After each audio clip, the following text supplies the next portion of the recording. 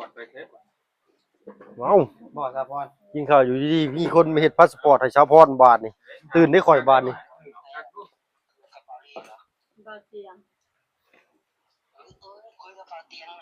เออเท่าอ้าวบาทครับสวัสดีครับผม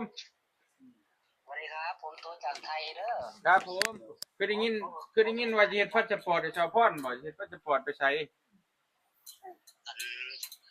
ก็อยากมาเที่ยวไทยนะครับโอ้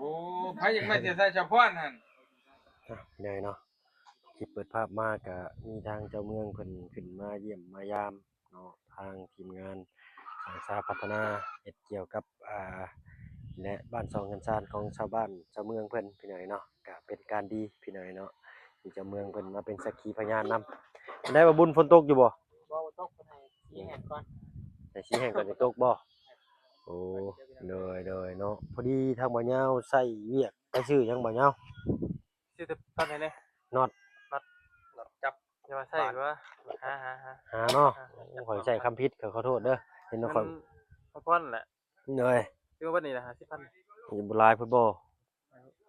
หลายคนกล่าวมาอาจจะ20,000เนาะเอาคิดนึงพุ่นบ่ขีดนึงบ่ทำบ่พอก็ตื่นใส่โอ้ยเดี๋ยวสิเข้าไปเอารถก็เงินใส่ก็ได้เหนื่อยเท่าพี่น้อยเนาะ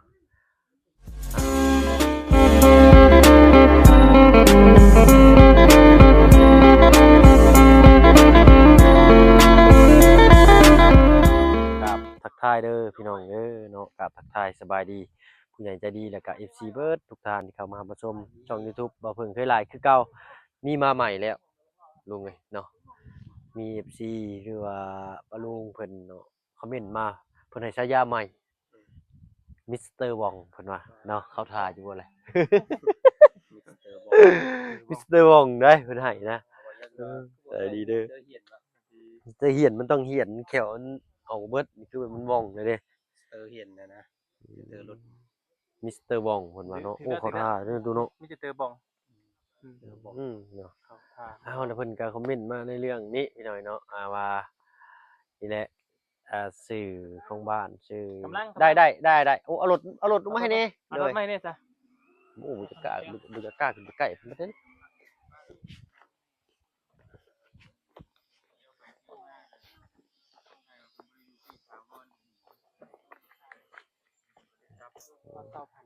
20,000เลยเด้อ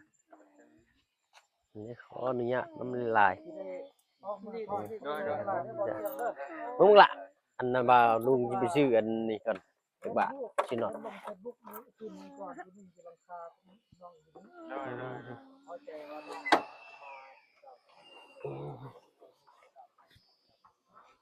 นึบ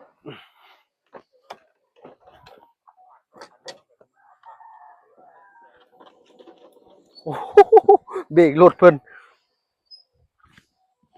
จะเบิ่งอยู่บ่บุญ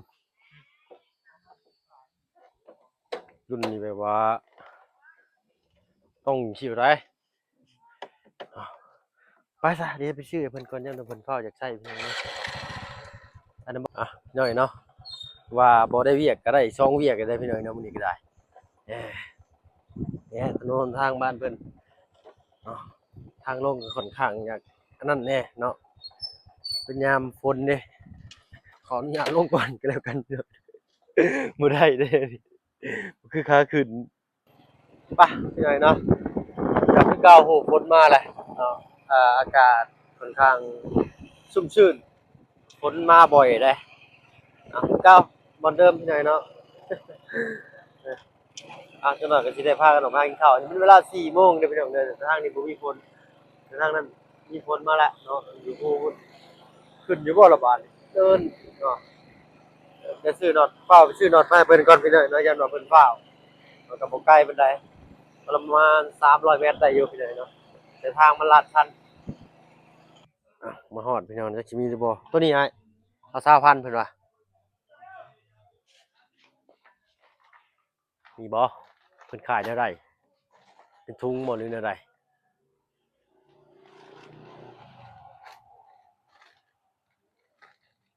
ตัวนั้นบ่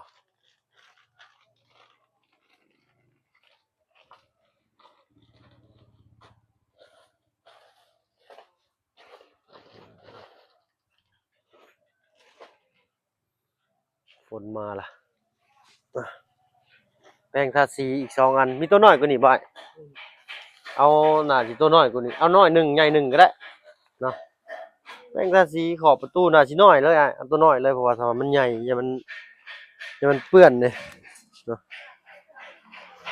อันเท่าไรแป้งทาสีพอดีทางบ่บุญชลวันเพิ่นโทรมาสั่งเมื่อกี้พี่น้องเนาะแป้งทาสีขอบประตูจักแม่นจักฟัน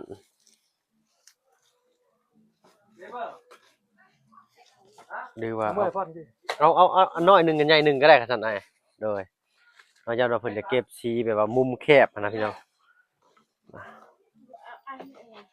เอาซ้ำนี่อันนี้โดยโอ้อันเดียวโดยเอาอันเดียวเลยก็เอาอันใหญ่อันนึงก็ได้ที่จะเอาให้อันแรกใหญ่โพดตรงกลางนะเอาโดยอันนี้ก็เลยเป็นเท่าไหร่ไม่มาแล้วมาเนี่ยแล้วก็รวมเบิดเท่าไหร่55แม่นบ่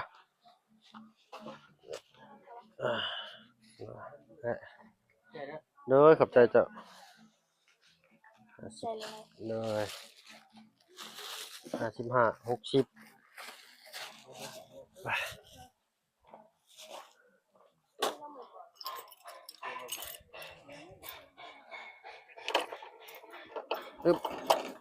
ผิดขั้นมาจักอันนี้แม่นอันนี้ขึ้นรถมันผิดขั้นอีกโอ้ยเนาะฝนมาเลย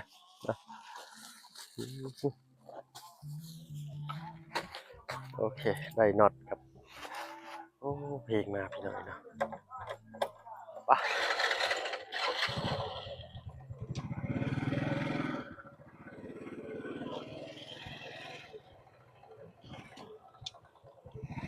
โอ้ตกมันบ่แม่นฝนเด้อพี่น้องเด้อมันเป็นแบบว่าละอองของเมฆหมอกเนาะทะเลหมอกว่าซั่นซะขึ้นมาจากจอมพูเลยเอาถือกล้องให้ละบัดเอ๊ะฝนตกแห้งบาดพี่น้องเอ้ยพอสิบ่ละคอยบาดสิขึ้นได้บ่บาดเข้ามาใกล้ฮู้แห้งตกแห้งเข้าเนาะ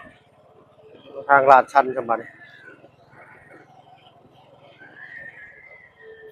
สิเปียกก่อนแลพี่น้องเอ้ยไปขึ้นเนินอันตรายก่อนโอ้โหยอดพี่น้องเอ้ยโอ้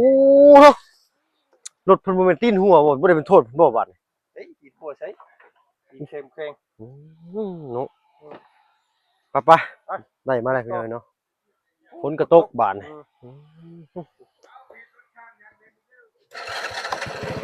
ไปก่อน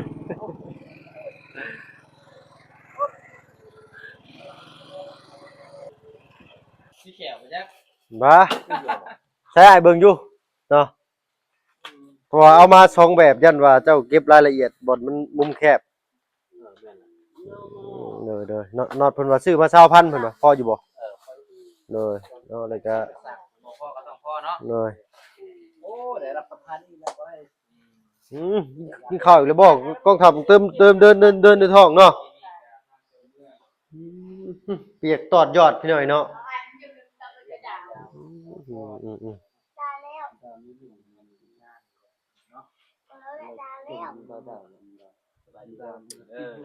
สบายดีทางน้องพัดชัยโอ้คักลีเนาะลายใหม่เพิ่นนี่เนาะโอ้สร้างเพื่อนเฮายังบ่กล้าใส่สร้างอีละวันพร้อมถุงเงิน3ล้านเนาะนี่นะ3.5 ล้านไม่ยังดีเนาะบ่กล้าฮอดจับเฮ็ดได้มาดันจ่อยงางมันหักโทษเด้งาหักอีได้จะมีใช้เพิ่นบ่3.5 ล้านเด้น่ะโอ้ยเบิดโตมีอยู่30เดี๋ยวนี้30 ล้าน30ละพันกีบเด้อเป็นอะไรเมื่อกี้นี่ทางเจ้าเมืองเพิ่นขึ้นมาเยี่ยมมาชมบ่สวัสดีเด้อทางน้องพรหรือว่าสะพรเนาะเป็นได้ทางเจ้าเมืองเพิ่นขึ้นมากินนี่ข่อยตื่นเต้นแทนเด้อข่อยเนาะสั่นข่อยตื่นเต้นเด้อข่อยได้ตื่นเต้นทางเจ้าเมืองขึ้นมาพี่น้อยเนาะเพิ่นมาบ้านได้เมื่อกี้นี่บ่ให้ฟังเนี่ยทางบ่เพิ่งบ่ได้อยู่ในเหตุการณ์ จับ เป็นอะไรนี่ ก็มาเว่าเรื่องทีมสุดท้ายมาช่วยเรื่องกับ โดย เว่าเรื่องอยู่ในค เนาะก็บ่ได้มีหยังที่แบบว่าเฮาเฮ็ดผิดติเนาะ ำ จะเฮ็ดผิดหยัง เอา ไง มาขอบใจ โอ้ดีใจพี่น้อยเนาะทางเพิ่นมายินดีนํสั่นทั้ง จะดักเลย ทั้งเฮายันว่าเฮามาเฮ็ดผิดหยัง คนหนึ่งและ ได้ยังกินข้าวทั้งไอ้ฉากเฮา มาได้จังน่ะ นี่เป็นการดีพี่น้อยเนาะทางเพิ่นมาร่วมแสดงความยินดีในพลเมืองเพิ่นเนาะพลเมืองเพิ่นมามีการสร้างสาพัฒนาขึ้นเพิ่นก็มาร่วมยินดีหรือว่ามาเบิ่งอะไรพี่น้อยความสงบเรียบร้อยว่าเฮามาในรูปแบบใดเนาะเฮามาแต่เพิ่นก็เห็นอยู่ได้เพิ่นว่าเพิ่นเห็นทางฮู้ทางทีมงานหรือฮู้บ่าวเตียงเนาะว่าโดยเอาเส้นแซ่บเจ้าไปแจ้รถขอให้เจ้าละบ่อยแจ้รถขอให้แล้วบ่ ไปดิ แจ้รถขอให้เจ้าละบ่ ยัง อยู่ในรถกูพี่น้อยเนาะว้ายมันกันเอาแจ้รถเพิ่นก่อน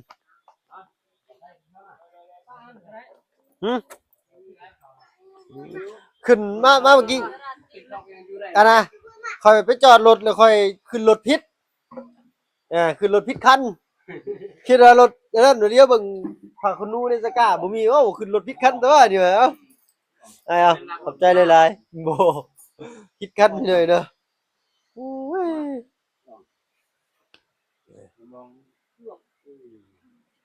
ใช่บ่ใช่บ่ เอาแม่เกือบลูกดินแม่ ฝนตกบาดพี่น้อยเนาะขึ้นไปทางรองแจ้งนี่น่าสิบ่ตกพี่น้อยเนาะเพราะว่าใครได้โทรมาเพิ่นได้พี่น้อง ที่ได้จ่ายค่าสร้างงานจะความจ่ายค่าสร้างเนี่ยเป็นคนเครียดเฮ้ยคือทำอีกไปอย่างนี้สิแบบนี้เลยบ่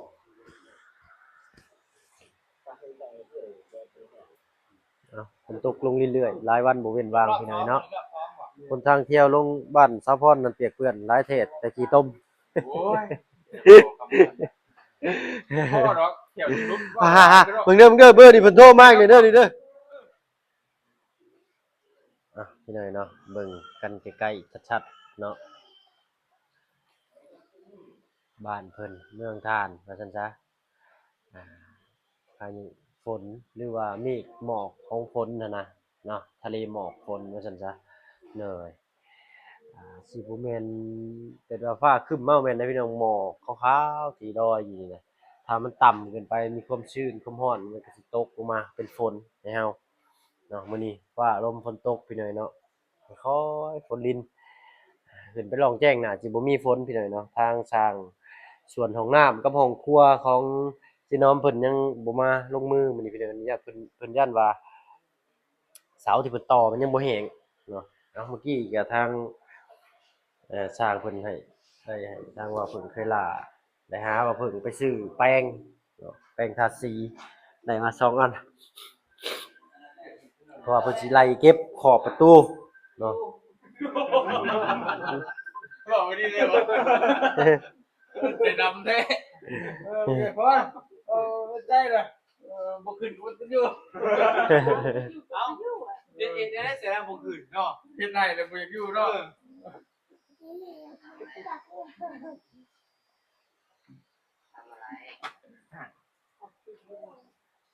ใครวะ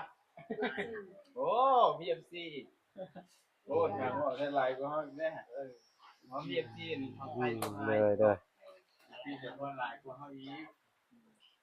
เด้อ ไปเท่าไรล้านเนาะคนดังไหม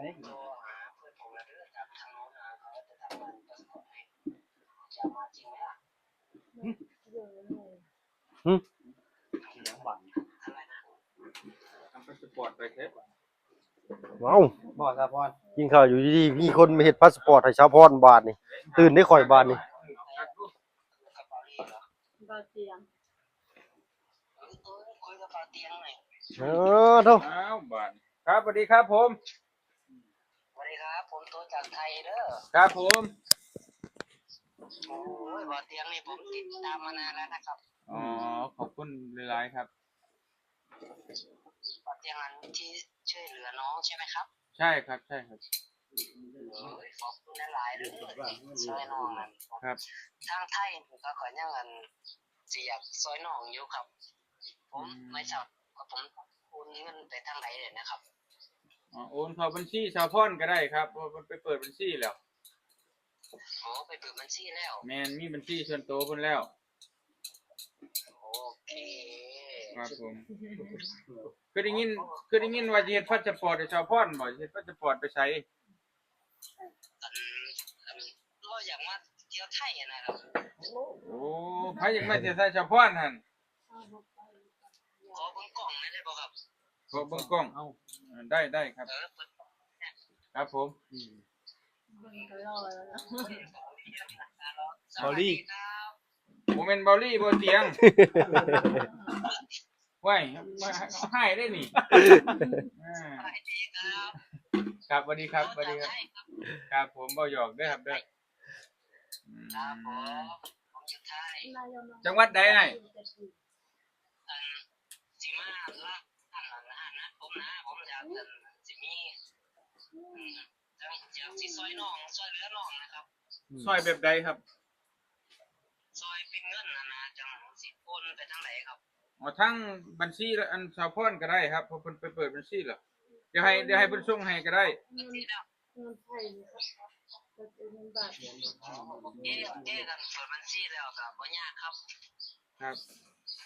ผมหมายเลขบัญชีนะเราส่งมาให้เด้อ ครับ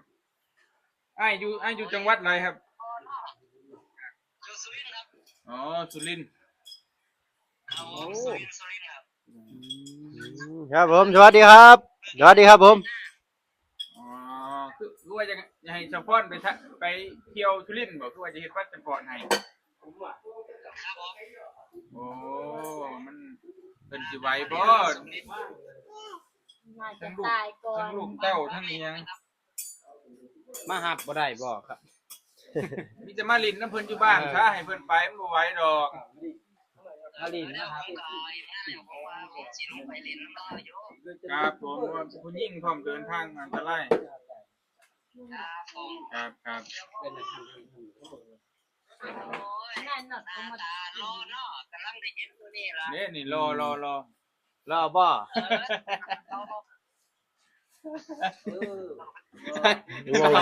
แล้วยิ้มไปเลย เอาไปอีกแล้วสวัสดีเด้อ ครับผมเอาเดี๋ยวคุยกับสะพอนนะค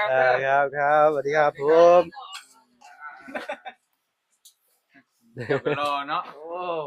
ไอ้ยิ้ม บ่ ใจ บ่ ละ บ่ ลาย บ่ลี่บ่เจ้าก็รอเนาะบ่ลี่สิบ่ขอโทษขออภัยเด้อบ่ลุงเด้อเนาะ อ๋อเจ้าเนี่ยแล้วรอกูมูเจ้า ยิ้มทีไรใจละลาย ว้าผมเป็นคนที่สร้างรอยยิ้มให้คนทั้งหมู่บ้านเด้ครับ ที่ใดเล่นกับปลาทุกที ไปอดคำบ่ดีว่าดิ โอ้เดี๋ยวพ่อจะไปเที่ยวดีบ่ฮะยังบ่ เอ้า โอ้ โอ้เนาะ ได้ แม่นแหละ เด้อเนาะ จะ จะต้องศึกษากับคักแล้วว่าเพิ่นมีตัวตนแม่บ่ วางแล้วก่อน แต่ว่าไปนี่ก็โอ้ยเนาะ เป็นมีอยู่ดอกตัวตนแต่ว่าบ่ขึ้นมันเฮาก็ย่านแหละ เออ โอ้ยว่า เด้อ ไปเร็วเลยเนาะ โอ้ยว่าย่านเพิ่นย่านการเดินทางไปบ่ไป สว่าเพิ่นว่าสว่านเพิ่นเสียเบิดไปหน่อยเนาะ ตัวไปท้ายก็มี ก็บ่ขนาดนั้นดอกนะเนาะ ไป บ้านเพิ่นเมืองท่านก็และเนาะ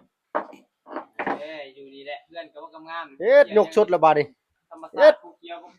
คัก ทำจากไปก็ไปเยี่ยมได้อยู่สวรรค์นั่นพ่อใกล้ๆนี่ คนบ่เตรียมพาภูเขียวก็ได้อย่าเกี่ยวใส่ก็จะเติมน้ำมันให้ เลี้ยงเขาพร้อมนะเติมน้ำมัน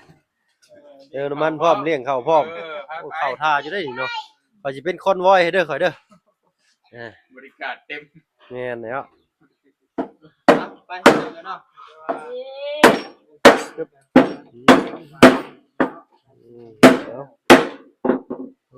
โตรุ่นนี้ใกล้แล้วพี่น้อยเนาะสิปิดบ้านประตูใหญ่แล้วปะเนี่ย นี่ สร้างนี่กะว่าจะอ้อมแล้วมื้อนี้บ่สร้างนี่ เดียวกันนั่น แป๊บเดียวก็แล้วแหละ ได้แล้วบ่แล้ว แล้วเมื่อครับ ได้แล้ว เลยโจะได้มื้ออื่นนี่เนาะโจมเลยแหละ